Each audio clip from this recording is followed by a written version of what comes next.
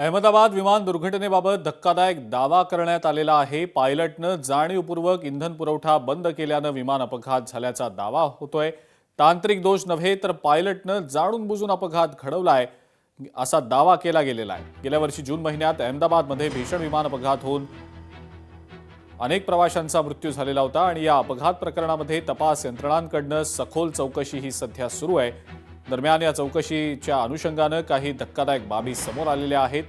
ही घटना तांत्रिक दोषामुळे झाली नाही तर पायलटनं जाणून बुजून घडवल्याचा अहवाल भारतीय तपास यंत्रणा तयार करत असल्याचा दावा एका वृत्तसंस्थेच्या माध्यमातून करण्यात आलेला आहे। ब्लॅक बॉक्सच्या डेटानुसार सुद्धा हा अपघात तांत्रिक बिघाडामुळे झाल्याचा दावा फेटाळून लावला गेलाय। त्यामुळे इंजिन इग्निशन आणि शटडाऊन नियंत्रित करणाऱ्या स्विचच्या मॅन्युअल हालचालीकडे लक्ष वेधण्यात आलेलं असून अपघाताच्या वेळेला दोन्ही इंजिन बंद असल्याचं आढळून आलं होतं। मुंबई जिल्हा नियोजन समितीच्या बैठकीमध्ये मनीषा कायंदे आणि अमीन पटेल यांच्यात खडाजंगी झाल्याचं पाहायला मिळालं। बांगलादेशी घुसखोर आणि फेरीवाल्यांच्या मुद्द्यावरनं वाद झाला। मनीषा कायंदे बोलत असताना अमीन पटेल मध्येच बोलल्यामुळे दोघांमध्ये शाब्दिक चकमक झाल्याचं पाहायला मिळालं।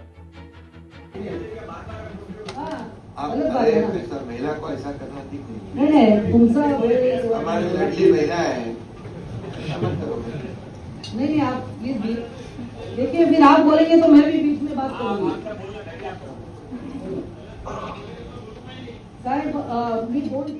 आज महापौर आने के बाद में बांग्लादेशी को हटाएंगे, इसका मतलब कि सरकार बांग्लादेशी को प्रोटेक्शन दे रही थी क्या? पुलिस बांग्लादेशी को प्रोटेक्शन दे रही है क्या?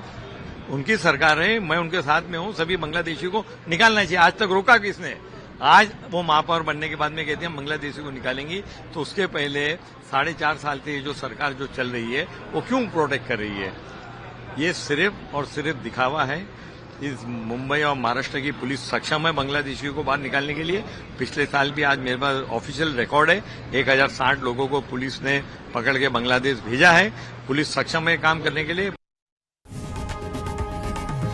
लोकशाही मराठी ऐका, पहा, जागरूक रहा।